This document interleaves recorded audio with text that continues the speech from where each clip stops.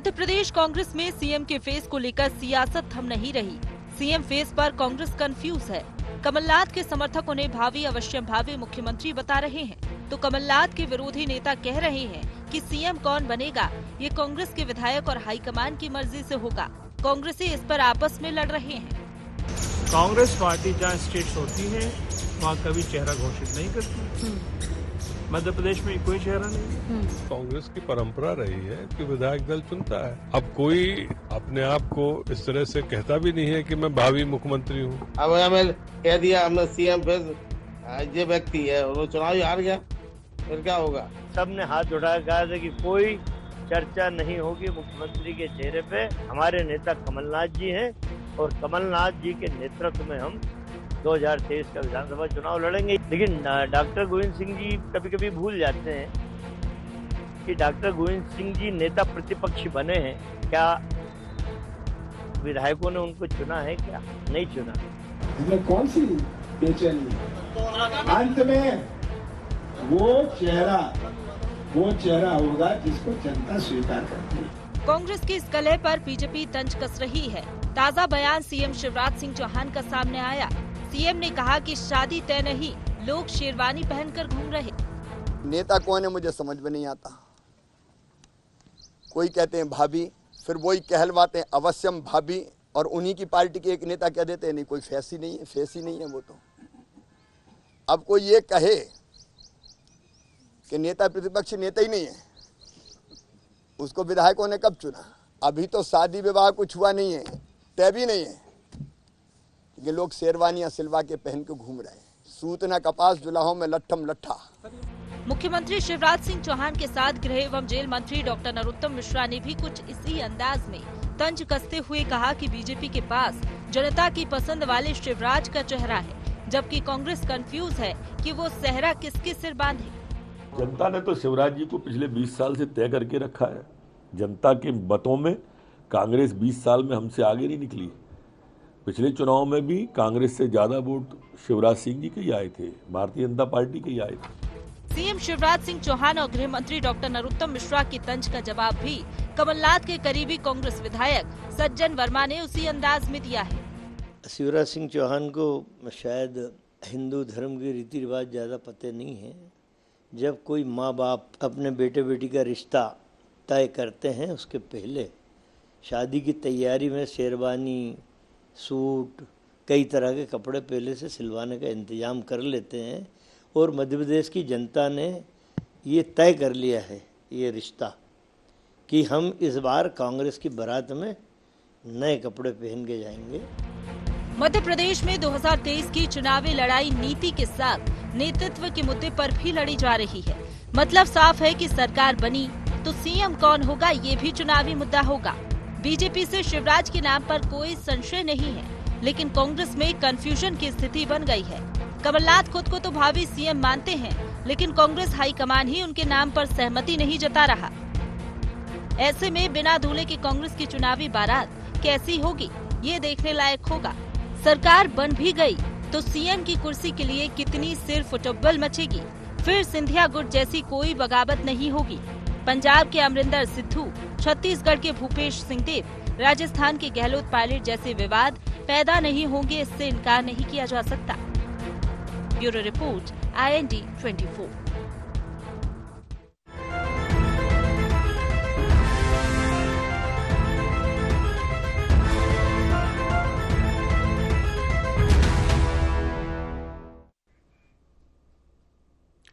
IND agenda सेहरा पर सियासत में आपका स्वागत है।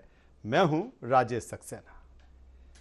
आज इसी मसले पर, इसी मुद्दे पर हम चर्चा करेंगे, लेकिन उससे पहले देख लेते हैं एजेंडा पॉइंट्स। सीएम फेस पर कंफ्यूज क्यों है कांग्रेस? कुर्सी की जंग से कांग्रेस को कितना नुकसान? कांग्रेस के अंदरूनी मामले में बीजेपी क्यों दे रही है दखल? और कांग्रेस के कंफ्यूजन का फायदा उठा पाएगी भारतीय जनता पार्टी?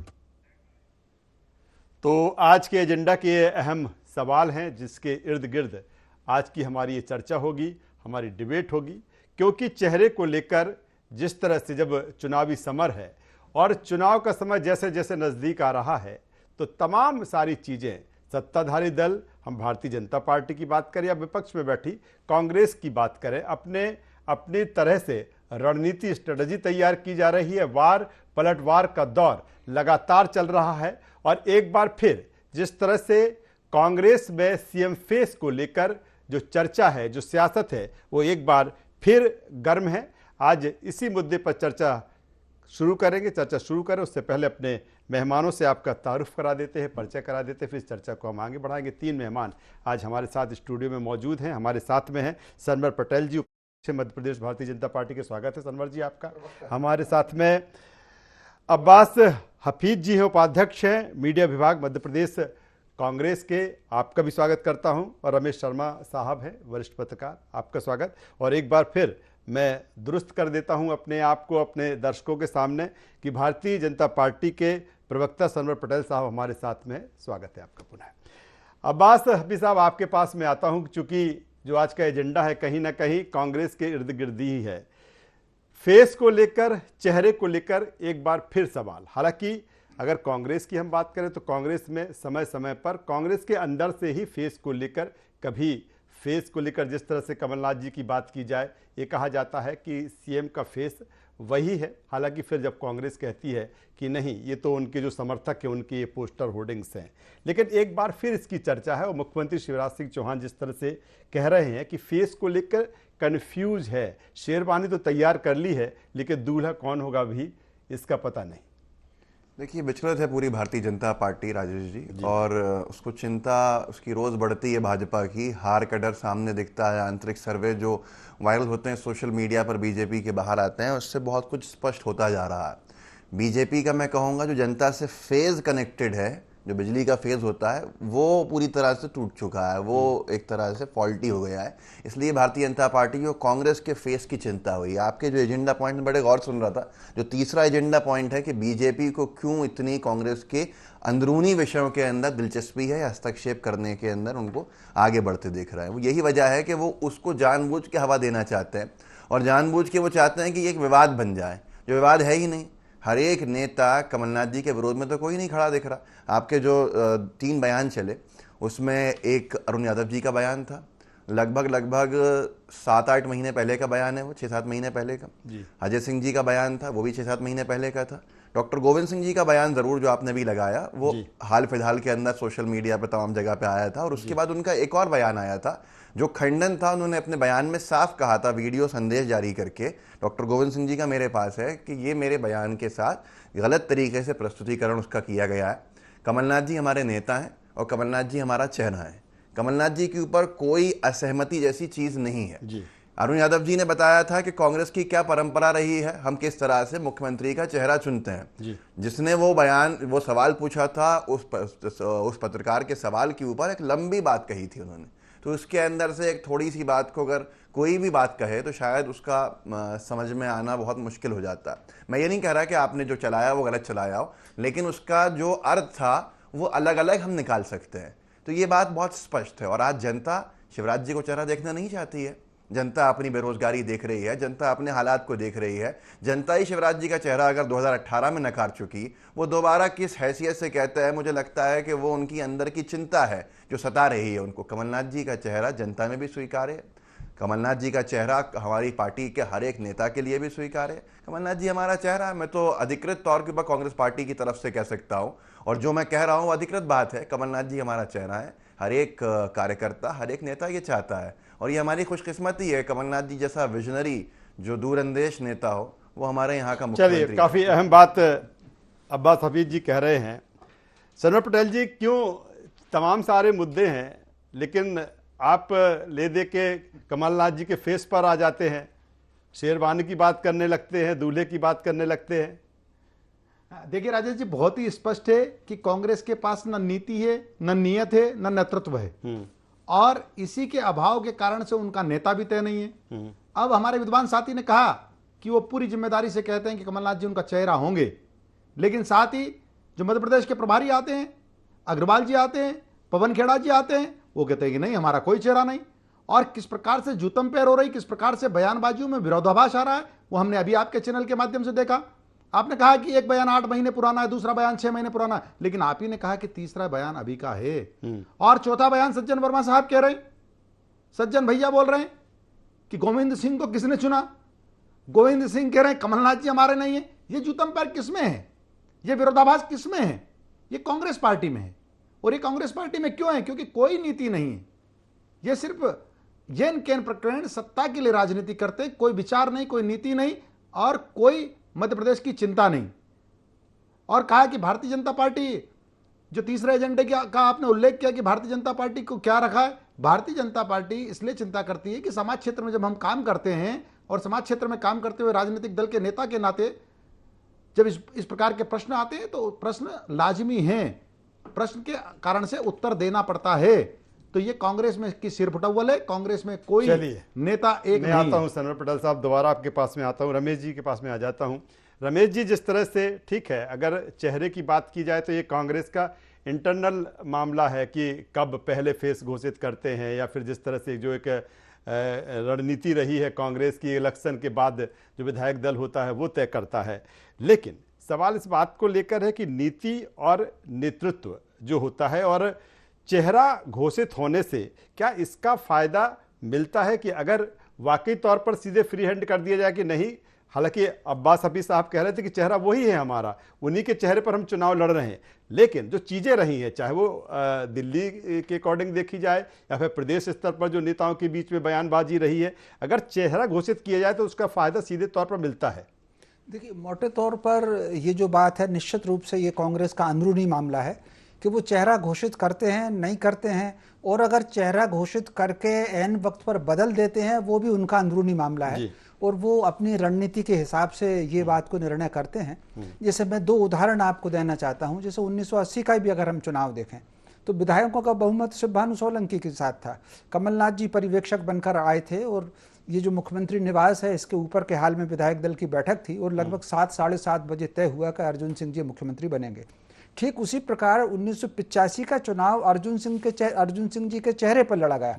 उन्होंने शपथ भी ले ली और जब वो शपथ लेकर के दिल्ली गए तो उनको राज्यपाल बना दिया गया था और यहाँ मुख्यमंत्री बदल दिया गया था।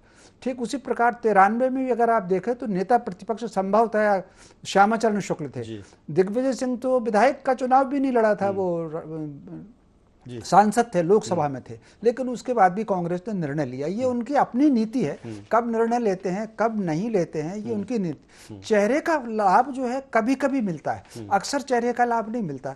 कहीं ना कहीं चेहरे का नुकसान तो हो सकता है। अच्छा, ये इस तरह की विसंगतियां कई बार भाजपा में भी मैंने को देखने को मिली।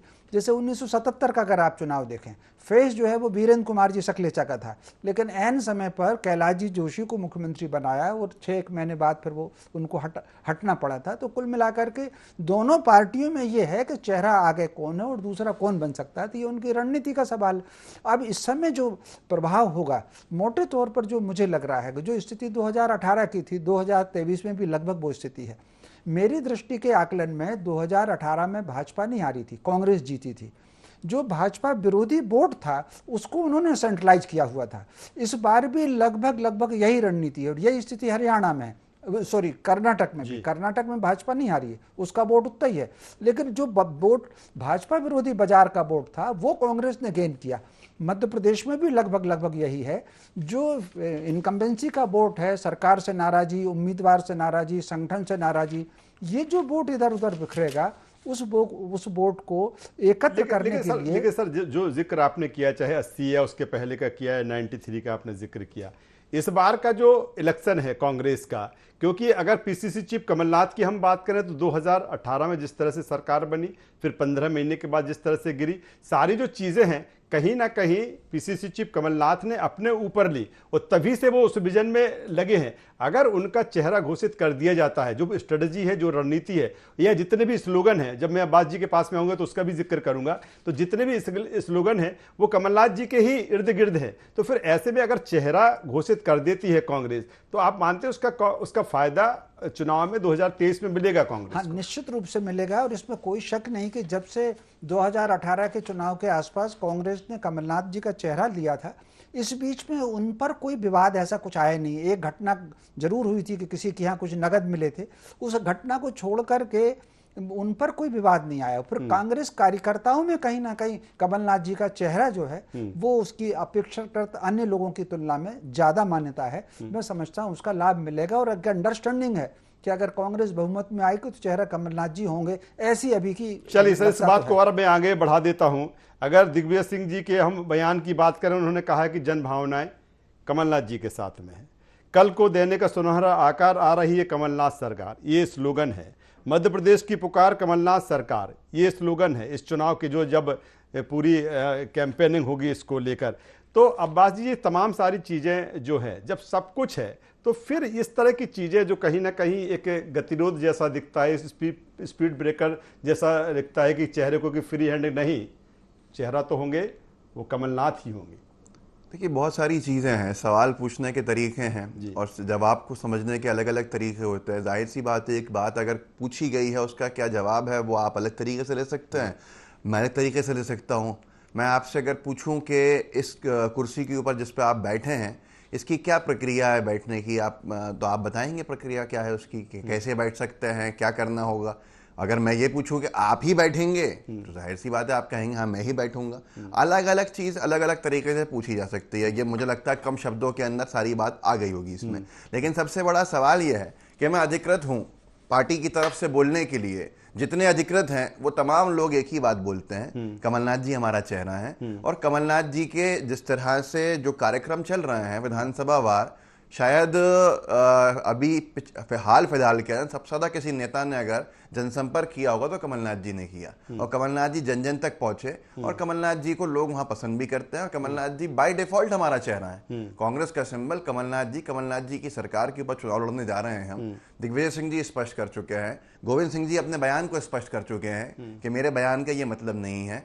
मुझे लग रहा है कि एक बड़ी लड़ाई है जिसकी तरफ कांग्रेस का हर एक कार्यकर्ता, हर एक नेता, राजेश जी, उसको लड़ने के लिए तैयार खड़ा है और लड़ भी रहा है। एक दमनकारी सरकार को सत्ता से बाहर करना और जनता को उनके अधिकारों की लड़ाई में जीत दिलाना। और यहीं पर बीजेपी चिंतित है तो बीजेपी इन मुद्दों को उठाएगी। अरे बीजेपी में सरफटव्वल के हालात ये हैं कि राष्ट्रीय अखबार छाप रहे हैं कि भाजपा में बीडी शर्मा जी और शिवराज सिंह चौहान जी के बीच में कुछ सही नहीं चल रहा है, आला कमान को बार बार हस्तक्षेप करना पड़ रहा है, आला कमान से बार बार शिकायत हो रही है। बड़े बड़े मीडिया हाउसेस की रिपोर्ट दिखा सकता हूं, पर मुझे लगता है यहां पर आपके संस्थान में उनको दिखाना अनुचित होगा आपके फोरम के ऊपर। लेकिन जनता भी जानती है, सब जानते हैं कि चाहे साथ साथ मुख्यमंत्री इन वेटिंग खड़े हों, सिर्फ इस बात पर चिंतित हो गए हैं कि कहीं ना कहीं कर्नाटक जैसा हाल होने वाला है, इसलिए एकजुटता दिखाने के प्रयास हैं। लेकिन हर एक व्यक्ति जानता है कि बीजेपी के अंदर क्या हो रहा है। चलिए पटेल साहब, जिस तरह से जो पहले भी मैंने कहा था कि आखिर बीजेपी इन चीज़ों में दखल क्यों दे रही है, उसके आगे का सवाल यही है, क्या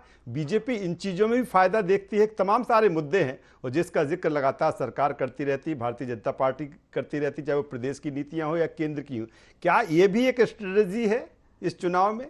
देखिए राजेश जी, जब आपका प्रतिद्वंदी दल सामने है और राजनीतिक क्षेत्र में आप काम कर रहे हैं और आपके प्रतिद्वंदी दल के सबसे बड़े नेता राहुल गांधी इस प्रश्न का उत्तर नहीं देते हैं तो फिर प्रश्न तो बनता है। अब इसमें आप फायदा और नुकसान मत देखिए। अब इसमें देखिए, राजनीतिक दल के नाते फायदे और नुकसान भी होते हैं, पर यहाँ फायदे और नुकसान की बात बिल्कुल नहीं है। यहाँ तो पूरी तरह स्पष्ट है कि एक तरफ हमारे विद्वान साथी कहते हैं कि मैं पूरी तरह अधिकृत व्यक्ति बोल रहा हूं कि वो हमारा चेहरा होंगे, तो फिर राहुल गांधी जी क्यों नहीं बोल रहे हैं? बुलवा दीजिए राहुल गांधी जी से। वो कहते हैं कि हमारे दूसरे साथी प्रवक्ता भी कहते हैं, तो फिर जेपी अग्रवाल जी क्यों नहीं बोल रहे हैं? फिर पवन खेड़ा जी क्यों नहीं बोल रहे हैं? या आकर उसके विरोधाभासी क्यों बोल रहे हैं? तो आप ही प्रश्न देते हैं और आप ही उत्तर दे देते हैं, तो दोनों बातें तो नहीं चलेगी भाई। अगर आपने प्रश्न दिया है तो आपको उसी प्रश्न का उत्तर देना पड़ेगा। तो यहां भारतीय जनता पार्टी अपना काम कर रही है। भारतीय जनता पार्टी का अपनी कार्यपद्धति है, वो अपने कार्यकर्ताओं के बूते पर, अपने कार्यकर्ताओं की फौज के बूते पर मध्य प्रदेश सरकार की और केंद्र सरकार की जो जनहितैषी योजनाएं उसको जन जन तक पहुंचाकर भारतीय जनता पार्टी इस बार गुजरात की तर्ज पर, गुजरात के नजदीक राज्य होने के नाते हम लोग क्लीन स्वीप लेकिन कर आप रहे कह रहे हैं। हैं यहाँ कर्नाटक नहीं है, सूट ये और मध्य प्रदेश है। शेरवानी का जिक्र कर रहे हैं, वो कह रहे हैं कि हमारी सरकार आ रही है इसलिए बाराती नाचने के लिए तैयार है, इसलिए शेरवानी बन रही है, इसलिए सूट बन रहे हैं। देखिए सज्जन भैया, अगर ख्वाब देखे तो उनको मना नहीं कर सकते कि आप ख्वाब मत देखो, देख सकते हैं ख्वाब। ख्वाब देखने में किसी को मना ही नहीं है। अब्बास जी, आपने भी तैयारी करके रखी है? हर एक की तैयारी है, जनता जनार्दन की तैयारी है साहब। 2018 में भी तैयारी थी, इस बार भी तैयारी है और इससे अच्छा परिणाम आएंगे, सबको उम्मीद है। क्योंकि हमारे पास अपने काम को दिखाने का इस बार मौका है। हमने जो काम किए थे वो ऐतिहासिक काम है, जनता ने देखा तो डिलीवरी देखी थी 15 महीने में। देखिए 15 माह में क्या हुआ राजेश जी, उत्तराहिमाम हुआ, वो हाहाकार हुआ, और इन्हीं के एक बड़े नेता ने जब कहा कि भाई वचन तो हमको पूरा करना होंगे वरना मैं रोड पर उतरूंगा, तो पूरे दम और पूरे घमंड को उस 15 माह में देखा गया कि पूरे दम और घमंड से कहा, पूरे दम और घमंड से कहा कि उतर जाइए रोड पर, वही परेशान रोड पर। चलिए दोनों मेहमानों को आमने सामने कर देता हूं, चलिए बोलिए सनवर जी। वही परेशान कर रहे हैं अब राजेश जी इनको, और वही बड़ा विषय बन गया है कि मुझे तो अच्छा लगा है कम से कम कुछ भाजपा के मित्रों की निगम मंडल में नियुक्ति हुई सनबर भाई जैसे, नहीं तो बीजेपी के अंदर सिर्फ सिंधिया जी के समर्थकों की हो रही थी नियुक्ति। सिंधिया जी ये इंतजार कर रहे हैं, ढूंढ रहे हैं कि सिंधिया जी वहां क्यों कुछ नहीं बोल रहे हैं। अरे वो एक बड़े नेता हैं, राष्ट्रवादी सिंधिया जी जितने टिकटों के लिए उन्होंने कोशिशें की, आज उनके टिकट नहीं होते हैं। आज आधे जो उनके विधायक हैं उनके टिकट कटने वाले हैं। आप सोचिए आप कितना बड़ा झटका है, तो क्या बोलेंगे। नहीं हो रहा है कि इतने बड़े नेता हमारे यहाँ पे उनको सम्मान नहीं दिया, आज वो किस प्रकार से राजेश जी दीपक जोशी जी ने पर्याप्त बोल दिया। भाजपा के मूल परिवार के व्यक्ति ने पर्याप्त बोल दिया है, शिवराज जी को भी लेके, बीजेपी को भी लेके, बीजेपी के अंदर के हालात को भी लेके। चलिए रमेश जी, जिस तरह से दोनों तैयार हैं और तैयार होना ही चाहिए, सूट शेरवानी तमाम सारी चीजें हैं, पूरे दल बल के साथ तैयारी है, लेकिन मेरा सवाल इस बात को लेकर है कि इस बार का जो चुनाव है, क्या ये अभी से ये चीजें डिक्लेयर कर सकते हैं, ये अनुमान लगाया जा सकता है कि आखिर कौन नाचेगा, कौन शेरवानी पहनेगा, कौन सूट पहनेगा? देखिए मोटे तौर पर ये तो अभी नहीं कहा जा सकता, लेकिन अभी की जो परिस्थिति है उसमें दोनों पार्टियों के चेहरे लगभग तय हैं। कांग्रेस में कमलनाथ जी का चेहरा लगभग तय है, भाजपा में शिवराज जी का चेहरा लगभग तय है। लेकिन अगर ऐन वक्त पर अगर कुछ और निर्णय ले लेते हैं चुनाव के बाद, बहुमत के बाद, तो वो एक अलग बात होगी। लेकिन अभी तो ये दोनों चेहरे हैं, और संयोग से ये बहुत कम चुनावों में से एक ऐसा चुनाव भी है कि दोनों ही पार्टियों को लगता है कि उनको बहुमत मिल जाएगा। कुछ परिस्थितियां भाजपा के पक्ष में बहुत अच्छी हैं, कुछ परिस्थितियां कांग्रेस को अपने पक्ष में अच्छी दिख रही हैं, लेकिन कुल मिलाकर के इस बार 2023 का चुनाव 2018 की तरह बहुत दिलचस्प चुनाव होने वाला है। जी सर, चेहरे को लेकर जिस तरह से जो बात चल पड़ी है, चेहरों को लेकर क्या जिस तरह से बीजेपी काउंटर कर रही है, ये भी एक मुद्दा रहेगा चुनाव तक?